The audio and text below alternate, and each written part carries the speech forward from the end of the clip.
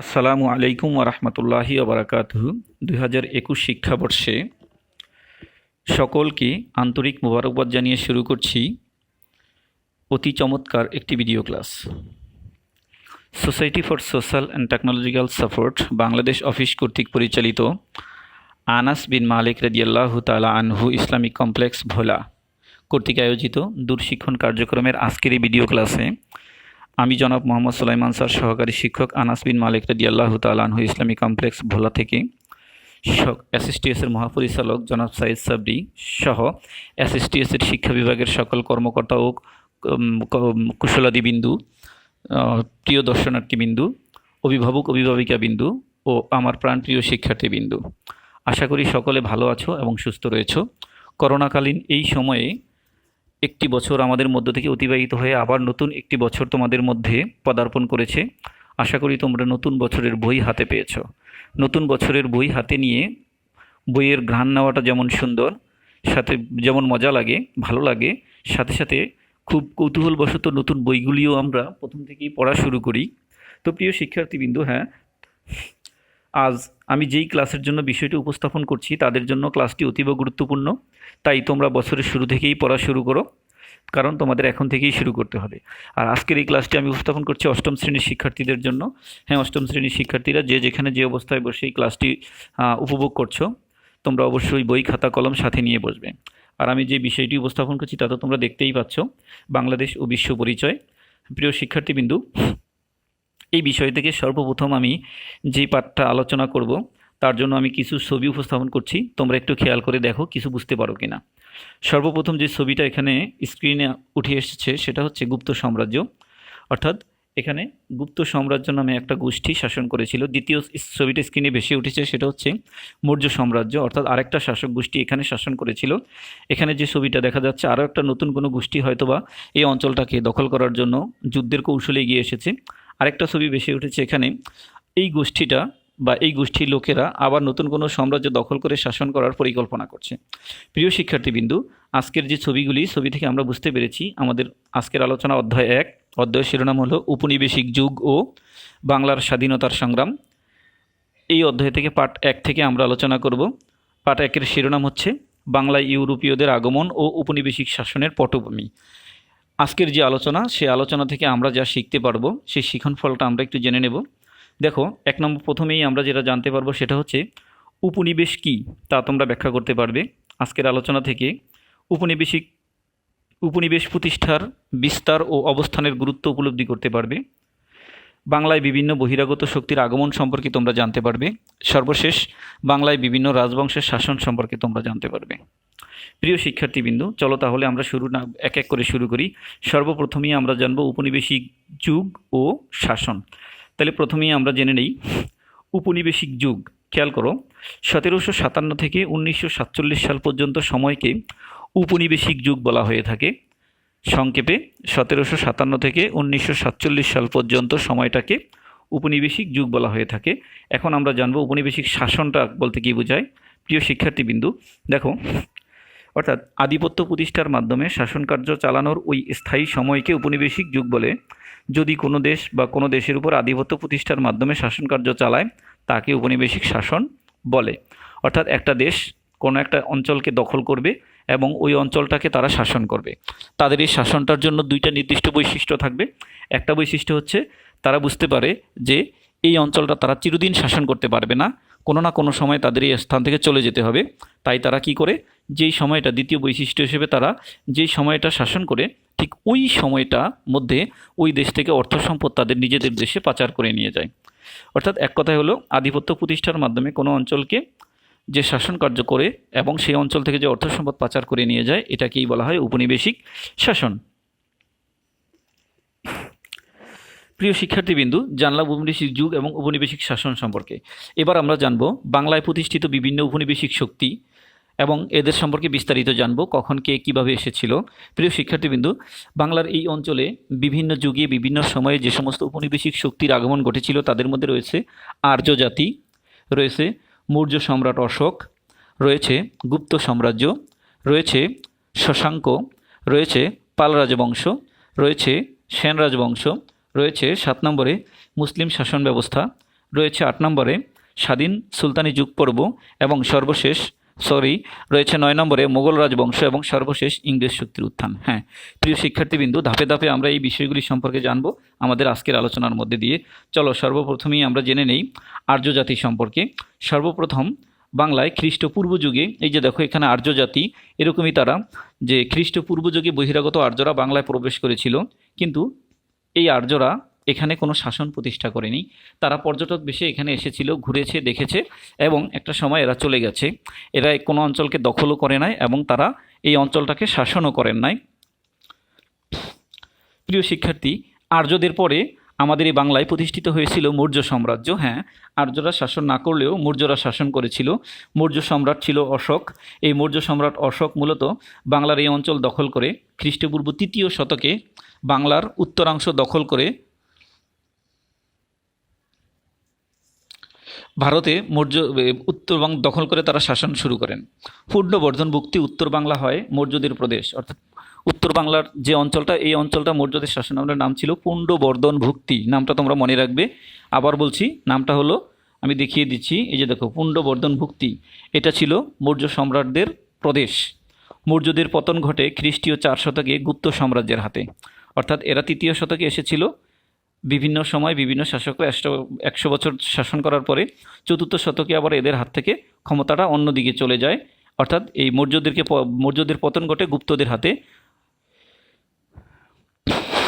গুপ্ত সাম্রাজ্য খ্রিস্টীয় 4র্থ শতকে উত্তর বাংলা ও দক্ষিণ পূর্ব বাংলার কিছু অংশ গুপ্ত সাম্রাজ্যের অধিকারে আসে এবং আস্তে আস্তে তারা তাদের রাজ্যের বিস্তার ঘটাতে থাকে, অর্থাৎ এই বাংলার এই অঞ্চলটা তারা আস্তে আস্তে এই গুপ্ত সম্রাটরা দখল করে নেয়। প্রিয় শিক্ষার্থী, এই গুপ্ত সাম্রাজ্যের পরে এরপরে চলে এসেছিল শশাঙ্ক, রাজা শশাঙ্ক, অর্থাৎ আনুমানিক খ্রিস্টাব্দ 7ম শতকে। গুপ্তদের পতনের পর খ্রিস্টীয় 7ম শতকে উত্তর বাংলায় সর্বপ্রথম বাঙালি শাসক শশাঙ্ক কর্তৃক স্বাধীন রাজ্য প্রতিষ্ঠিত হয়। এখানে কি বলা আছে একটু খেয়াল করবে, উত্তর বাংলার প্রথম বাঙালি শাসক। এখানে কথাটা ব্যবহার করা হয়েছে উত্তর বাংলার প্রথম বাঙালি শাসক শশাঙ্ক, তার মানে উত্তর বাংলায় এই রাজা শশাঙ্ক ছিলেন প্রথম বাঙালি শাসক। এই বাঙালি শাসক রাজত্ব প্রতিষ্ঠা করেছিলেন, তবে শশাঙ্কের রাজত্ব বেশি দিন স্থায়ী হয়নি। কিছুদিন পরেই তিনি মারা যান। মারা যাওয়ার পরে 100 বছর ধরে বাংলায় অরাজকতা চলতে থাকে।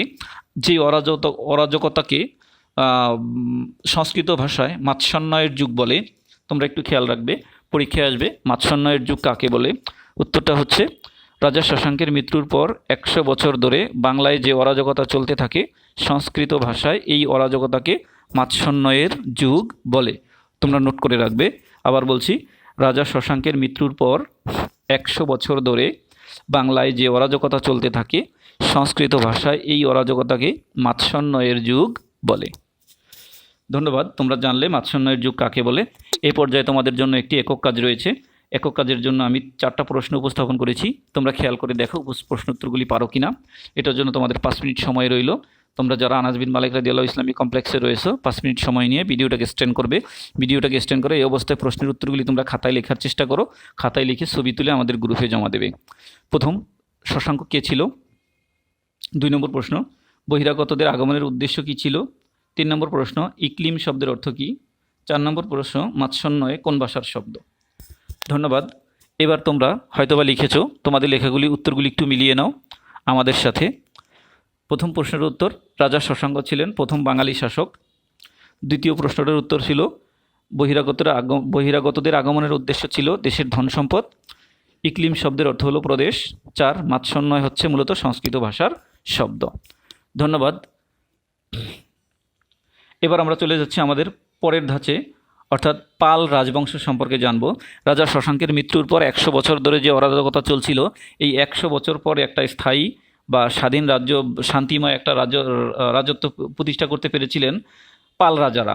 হ্যাঁ, শশাঙ্কের মৃত্যুর পর 8ম শতকের মাঝামাঝি সময়, অর্থাৎ 750 খ্রিস্টাব্দ দিকে প্রায় 400 বছর ধরে পাল রাজারা শাসন করেছিল। এই 750 থেকে প্রায় 1150 পর্যন্ত 400 বছর ধরে পাল রাজারা দীর্ঘ সময় ধরে বাংলার এই অঞ্চলটা শাসন করেছিল। তোমরা মনে রাখবে, অবশ্যই আগে জেনেছো এই পাল রাজাদের ভিতরে পাল রাজবংশের প্রতিষ্ঠাতা হচ্ছে রাজা গোপাল, ধর্মপাল, দেবপাল। এরা খুব ভালোভাবে শাসন করেছিলেন বাংলার এই অংশ। আর এইভাবে তারা দীর্ঘ 400 বছর বাংলার এই অঞ্চলটাকে শাসন করেছিলেন। একটা সময় ছিল, এরপরে পাল রাজাদের পতন পতন ঘটে অন্য একটা রাজবংশের হাতে, সেটাই জানবো এখন। সেটা হচ্ছে সেন রাজবংশ। পাল রাজাদের পতন ঘটে সেন রাজবংশের হাতে। তার মধ্যে অর্থাৎ রাজা লক্ষণ সেন আছে, রাজা বল্লাল সেন আছে, এদের হাতে এরা সেন রাজবংশের প্রতিষ্ঠা করে 11 শতকের মাঝামাঝি, 12 শতকের মাঝের দিকে অর্থাৎ 11 শতকের শেষের দিকে এবং 12 শতকের প্রথম দিকে এই সেন রাজবংশ শাসন ক্ষমতাও দীর্ঘদিন তারা শাসন করেছিল এবং এদের পরে এই শাসন ক্ষমতা চলে যায় বিদেশি শক্তির হাতে। অর্থাৎ এই বিদেশি শক্তি কারা? তারা হচ্ছে দক্ষিণ ভারতের কর্ণাটক থেকে আসে সেন রাজারা। দক্ষিণ ভারতের কর্ণাটক থেকে আসা সেন রাজারা বাংলার পালদের হাত থেকে বাংলার এই অঞ্চলটা দখল করে তারা এই অংশ শাসন করে। সেনরা শাসন করার পরে অর্থাৎ এরা বেশি দিন শাসন করতে পারে নাই, অর্থাৎ 13 শতাব্দীর শুরুর দিকে এই শাসনটা চলে যায় বহিরাগত মুসলিম শক্তির হাতে। প্রিয় শিক্ষার্থীবৃন্দু, এই যে দেখো স্ক্রিনে যে ছবিটা ভেসে উঠছে, এই ছবিটা হচ্ছে ইখতিয়ার উদ্দিন মোহাম্মদ বিন বখতিয়ার খলজির। নাম তোমরা অবশ্যই শুনেছ। এই ইখতিয়ার উদ্দিন মোহাম্মদ বিন বখতিয়ার খলজির হাতেই অর্থাৎ এখানে তিনি মুসলিম শাসন প্রতিষ্ঠা করেছিলেন। তিনি ছিলেন একজন তুর্কি সেনাপতি। এই তুর্কি সেনাপতি রাজা লক্ষণ সেনকে পরাজিত করে বাংলার ছোট্ট একটা অংশ দখল করে 1204 সাল থেকে 1206 খ্রিস্টাব্দ পর্যন্ত বাংলার পশ্চিমে নদিয়া ও উত্তর বাংলার কিছু অংশ বখতিয়ার খলজি দখল করেন। নদিয়া ও উত্তর বাংলার তুর্কি শাসন প্রতিষ্ঠিত হলেও পূর্ব বাংলায় আরও অনেক সময় পর্যন্ত সেন শাসনের অধীনে ছিল। তবে বখতিয়ার খলজির মাধ্যমে বাংলায় যে তুর্কি শাসন এর পথ প্রশস্ত হয়েছিল এবং 1206 সালে বখতিয়ার খলজি মারা যান। উনি মারা যাওয়ার পর থেকে শুরু করে 1338 সাল পর্যন্ত বাংলা জুড়ে মুসলিম শাসনের বিস্তার ঘটতে থাকে। খেয়াল রাখবে, 1206 সালে বখতিয়ার খলজি মারা যাওয়ার পর থেকে 1338 সাল পর্যন্ত বাংলা জুড়ে মুসলিম শাসনের বিস্তার ঘটতে থাকে। অর্থাৎ মুসলমানরা তাদের রাজ্য সীমা বাড়াইতে থাকে, এটা চলতে থাকে, মুসলিম শাসনের বিস্তার করতে থাকে 1338 সাল পর্যন্ত। আর এই সময় মুসলিম শাসন আমলে মুসলিম শাসকরা বাংলার এই অঞ্চলটাকে ভাগ করার জন্য, শাসন করার জন্য তারা 3টা অংশে ভাগ করেছিল। এই দিল্লির মুসলিম সুলতানরা যে 3টা অংশে ভাগ করেছিল, দেখো বোল্ড করে লেখা আছে, এই 3টা অংশকে ফার্সি ভাষায় বলা হতো ইকলিম। অর্থাৎ বাংলা প্রদেশকে যে 3টা অংশে ভাগ করতো, এই ভাগ করেছিল, এই ভাগ 3টাকে বলতো ইকলিম। হ্যাঁ, এখন আমরা সেই ইকলিম সম্পর্কেই জানবো। 3টা ইকলিমের নাম একটু খাতা কলম নাও, তোমরা লিখে রাখো। 3টা ইকলিম সর্বপ্রথম হলো উত্তর বাংলা, নাম ইকলিম লখনৌতি। 2 পশ্চিম বাংলা, নাম ইকলিম সাতগাঁও। 3 পূর্ব বাংলা, নাম ইকলিম সোনারগাঁও। অর্থাৎ উত্তর বাংলা, পশ্চিম বাংলা, পূর্ব বাংলা। আমি আবার বলছি, লিখে রাখো। উত্তর বাংলা, পশ্চিম বাংলা, পূর্ব বাংলা। উত্তর বাংলা ছিল ইকলিম লখনৌতি, পশ্চিম বাংলা ছিল ইকলিম সাতগাঁও, পূর্ব বাংলা ছিল ইকলিম সোনারগাঁও। জানলাম সুলতানি শাসন আমলে বাংলার প্রদেশগুলিকে ফার্সি ভাষায় যে ইকলিম বলতো, ইকলিমগুলি সম্পর্কে। এখন এরপরে জানবো যে এই মুসলিম শাসনের প্রতিষ্ঠা করার পরে যে মুসলিম সুলতানরা তাদের রাজ্যপট বাড়াইতে বাড়াইতে 1338 সাল পর্যন্ত আসলো। 1338 সাল পর্যন্ত আসার পরে 1338 সালে পূর্ব বাংলা ইকলিম সোনারগাঁওয়ের শাসনকর্তা ছিলেন ফখরুদ্দিন মোবারক শাহ।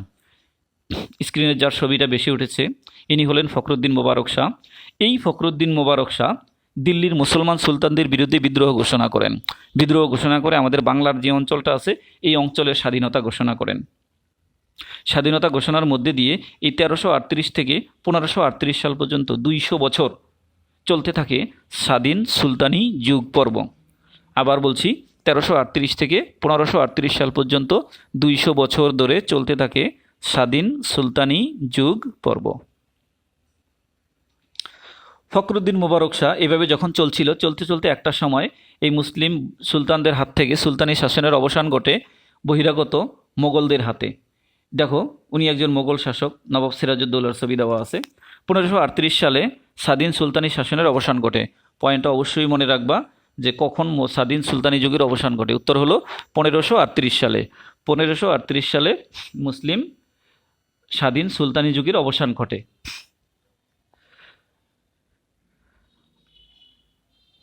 এই মুসলিম সুলতানরা বহিরাগত অবাঙালি শাসক হলেও তারা সুশাসন প্রতিষ্ঠা করেছিল এবং এই পরে কেউ কেউ আর তাদের নিজেদের দেশে ফিরে যান নাই, তারা এখানেই রয়ে গেছেন।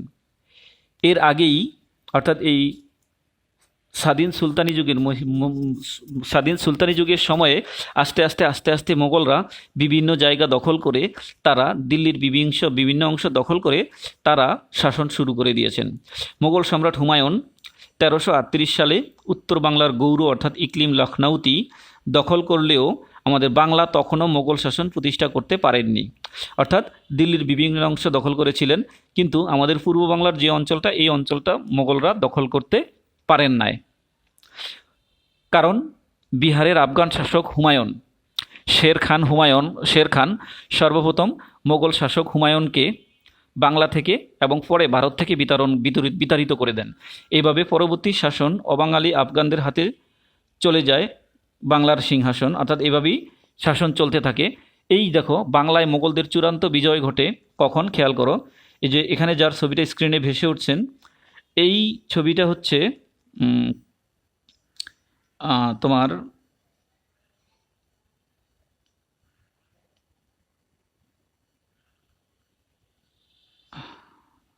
দুঃখিত, উনি একজন মোগল শাসক। এই মোগলদের চূড়ান্ত বিজয় ঘটে 1576 সালে। ভারতে মোগলরা আবার সংগঠিত যখন শের খান হুমায়ুন যখন ওকে ভারত থেকে বিতাড়িত করে দিয়েছেন, এরপরে 1576 সালে মোগলরা আবার ভারতে সংগঠিত হইতে শুরু করে এবং দিল্লির সিংহাসন পুনরুদ্ধার করেন। এরপর সম্রাট আকবরের সময় 1576 সালে পশ্চিমবাংলার উত্তরাংশ সহ অনেকটা মোগলদের অধিকারে আসে, অর্থাৎ পূর্ব বাংলা অর্থাৎ আজকের যে বাংলাদেশ সহ এই অঞ্চলটা মোগলরা তখনও 1576 সালেও বাংলার এই অঞ্চলটা মোগলরা দখল করতে পারেন নাই। কারণ বাংলার এই অঞ্চলে জমিদার শ্রেণী ছিল, যেই জমিদারদেরকে একসাথে 12 ভূঁইয়া বলা হতো। আর এই জমিদার 12 ভূঁইয়াদের নেতা ছিল ঈসা খাঁ। স্ক্রিনে যার ছবিটা বেশি উঠেছে, এই 12 ভূঁইয়াদের নেতা ছিল ঈসা খাঁ। এই ঈসা খাঁ এই অঞ্চলটাকে আগলে রেখেছিলেন এবং মোগলদের সাথে বেশ কয়েকবার যুদ্ধ করেছিলেন এবং যুদ্ধ করে মোগলরা সেখানে হেরে গিয়েছিলেন, অর্থাৎ এই 12 ভূঁইয়াদের সাথে পারেন নাই। তোমরা মনে রাখবা 12 ভূঁইয়াদের নেতা ছিল ঈসা খাঁ। 12 ভূঁইয়াদের নেতা ছিল ঈসা খাঁ। এই ঈসা খাঁ যতদিন ছিলেন ততদিন বাংলার এই অঞ্চলটা দখল করতে পারেন নাই। কিন্তু ঈসা খাঁ যখন মারা যান, ঈসা খাঁ মারা যাওয়ার পরে এই 12 ভূঁইয়ার অর্থাৎ মোগল সম্রাট জাহাঙ্গীরের আমলে 1610 সালে একজন মুঘল সুবেদার, তার নাম হচ্ছে ইসলাম খান চিশতি। তোমরা মনে রাখবে মোগল সুবেদার, তার নাম ছিল ইসলাম খান চিশতি। এই ইসলাম খান চিশতির নেতৃত্বে 1610 সালে তখন মোগল সম্রাট ছিল জাহাঙ্গীর। তার আমলে ঈসা খাঁ যখন মারা গিয়েছিল, তারপরে এই 12 ভূঁইয়াদের পরাজিত করতে সক্ষম হয়েছিলেন এবং 12 ভূঁইয়াদের পরাজিত করে বাংলার এই অঞ্চলটা দখল করে নেন। এবং বাংলার এই অঞ্চলটা দখল করে তখন ঢাকা ছিল এই প্রাদেশিক রাজধানী। ঢাকার তখন সম্রাট জাহাঙ্গীরের নাম অনুসারে এই জায়গাটার নামকরণ করেন জাহাঙ্গীরনগর। এভাবেই বাংলায় মোগল অধিকার সম্পন্ন হয় এবং বিদেশি মোগল শাসন চলে 18 শতকের মাঝামাঝি পর্যন্ত। আমরা চলে এসেছি আমাদের আলোচনার শেষ দিকে। ইংরেজ শাসন প্রতিষ্ঠা। এই মুঘলদের হাত থেকে 1757 সালে পলাশির যুদ্ধে সর্বশেষ মোগল সম্রাট সিরাজউদ্দৌলার পতনের মধ্যে দিয়ে মোগল শাসনের চূড়ান্ত অবসান ঘটে এবং সেই সাথে বাংলার শাসন ক্ষমতা দখল করেন আরেকটা বিদেশি শক্তি। এভাবেই এই ইউরোপীয় বিদেশি শক্তি শাসন ক্ষমতা চালান, যাদেরকে ইংরেজ বলা হয়। তারা চালান 1947 সাল পর্যন্ত, প্রায় 200 বছর। প্রিয় শিক্ষার্থীবৃন্দু, এ পর্যায়ে তোমাদের জন্য রয়েছে একটি জোড়ায় কাজ। হ্যাঁ, যেহেতু তোমরা বাসায় অবস্থান করছো তাই জোড়ায় কাজ তো সম্ভব নয়, তাই একক হিসেবেই করবে। আমি এখানে 3টা প্রশ্ন উপস্থাপন করেছি। প্রশ্ন উত্তর 3টা খাতায় লেখার চেষ্টা করো এবং ছবি তুলে গ্রুপে দাও। প্রথম প্রশ্ন, এদেশে বহিরাগতদের আগমনের কারণ কী ছিল? 2 নম্বর প্রশ্ন, বহিরাগতদের শাসন কার্যক্রম কেমন ছিল? 3 নম্বর প্রশ্ন, 1757 সালের পূর্বে এদেশে মুসলমান শাসকদের কার্যক্রম কেমন ছিল? উত্তরগুলি একটু সংক্ষেপে মিলিয়ে নাও। প্রথম প্রশ্নের উত্তর, এদেশে ধন সম্পদ পাচার করা কৌশল হলো কেমন? শাসনের ফাঁকে শোষণ করা। অর্থাৎ বহিরাগতদের আগমনের উদ্দেশ্য কী ছিল? ধন সম্পদ পাচার করে দেওয়া। আর ধন সম্পদ পাচারটা তারা কৌশলে করত, যে এই অঞ্চলটাকে শাসন করত এবং শাসনের ফাঁকে ফাঁকে অর্থ সম্পদ নিজেদের দেশে পাচার করে দিত। 2 নম্বর প্রশ্ন, বহিরাগতদের শাসন কার্যক্রম কেমন ছিল? কারণ বহিরাগতদের শাসন কার্যক্রম ছিল খুবই খারাপ, কারণ তারা শাসন করতে গিয়ে নির্যাতনের মুখে কেমন তারা নির্যাতন করত। তাদের মুখে অনেক ভালো ভালো কথা থাকলেও অন্তরে ছিল অনেক কুটিলতা, যার ফলে এই অঞ্চলে অরাজকতা সৃষ্টি করে এই অঞ্চলটাকে তারা শোষণ করত। এবং 1757 সালের পূর্বে মুসলিম শাসকদের কার্যক্রম, এদেশে মুসলিম শাসনের কার্যক্রম খুব ভালো ছিল, সেটা আমরা আগে থেকেই জেনেছি। এটা তোমরা তোমাদের মতো বিস্তারিত লিখবে। প্রিয় শিক্ষার্থীবৃন্দু, অবশ্যই 5 মিনিট সময় নিয়ে প্রশ্ন উত্তরগুলি লিখে তোমরা গ্রুপে জমা দাও। এবার আমরা জেনে নেব এক নজরে বহিরাগত শাসনের উল্লেখযোগ্য ঘটনাগুলি। এবার তোমরা খাতা কলম নাও এবং লিখে রাখো। 1 নম্বর, আর্য জাতি খ্রিস্টপূর্ব 3য় শতকে এসেছিল। 2 নম্বর, মৌর্য সম্রাট অশোকের নেতৃত্বে মৌর্য সাম্রাজ্য প্রতিষ্ঠা করেছিলেন 3য় শতকে। গুপ্ত সাম্রাজ্য প্রতিষ্ঠিত হয়েছিল 4র্থ শতকে। রাজা শশাঙ্ক সাম্রাজ্য প্রতিষ্ঠা করেছিলেন 7ম শতকে। পাল রাজবংশ প্রতিষ্ঠিত হয়েছিল 1750 থেকে এবং পতন ঘটেছিল 1150 সালে। অর্থাৎ পাল রাজবংশ স্থায়িত্ব ছিল 1750 থেকে 750 থেকে 1150 পর্যন্ত। সেন রাজবংশ রাজা লক্ষণ সেনের নেতৃত্বে প্রতিষ্ঠিত হয়েছিল 12 শতকে। মুসলিম শাসন ব্যবস্থা শুরু হয়েছিল 1204 সাল থেকে 1757 সাল পর্যন্ত এবং এর মাধ্যমে সুলতানি যুগ পর্ব ছিল 1338 সাল পর্যন্ত। স্বাধীন সুলতানি যুগ পর্ব ছিল 1338 থেকে 1538 সাল পর্যন্ত। মুঘল রাজবংশ ছিল 1538 থেকে 1757 সাল পর্যন্ত। সর্বশেষ ইউরোপীয় শক্তির শাসন শুরু হয় 1757 থেকে। তোমরা সেটা জানো, সেটা চলেছিল 1947 সাল পর্যন্ত। আমরা জেনে নিলাম এক নজরে বহিরাগত শাসনের ঘটনা। প্রিয় শিক্ষার্থীবৃন্দু, এবার তোমরা খাতা কলম নাও। আমি তোমাদের মূল্যায়নের জন্য কয়েকটা প্রশ্ন উপস্থাপন করেছি। প্রথম প্রশ্ন, 1338 সালে সোনারগাঁওয়ের শাসনকর্তা কে ছিল? 2, লক্ষণ সেন কে পরাজিত করেছিলেন? 3, সুলতানি শাসনের অবসান কত সালে হয়? 4, বাংলায় স্বাধীন নবাব কে ছিল? 5, গৌড় আক্রমণ করেন কে? 6, ইসাখা কে ছিল? 7, 1610 সালে সম্রাট জাহাঙ্গীর ঢাকা দখলের সময় সুবেদার ইসলাম খান কাদের পরাজিত করেছিলেন? 8, ঢাকার পূর্ব নাম কী ছিল? 9, নবাব সিরাজউদ্দৌলা কোথায় নিহত হয়েছিলেন? এবং ইংরেজ কোম্পানির নাম কী ছিল? প্রিয় শিক্ষার্থীবৃন্দু, এই যে এখানে 10টা প্রশ্ন আমি উপস্থাপন করেছিলাম, এই 10টা প্রশ্নের উত্তর তোমরা খাতায় লেখার চেষ্টা করো এবং খাতায় লিখে ছবি তুলে গ্রুপে জমা দেবে। তোমাদের সহযোগিতার জন্য সংক্ষেপে উত্তরগুলি আমি উপস্থাপন করছি, একটু মিলিয়ে নাও বা উত্তরগুলি একটু লিখে রাখতে পারো। ভিডিওটাকে স্ট্যান্ড করে তোমরা উত্তরগুলি খাতায় লিখবে, লিখে প্রশ্নের সাথে মিলিয়ে তারপরে মুখস্থ করে নেবে।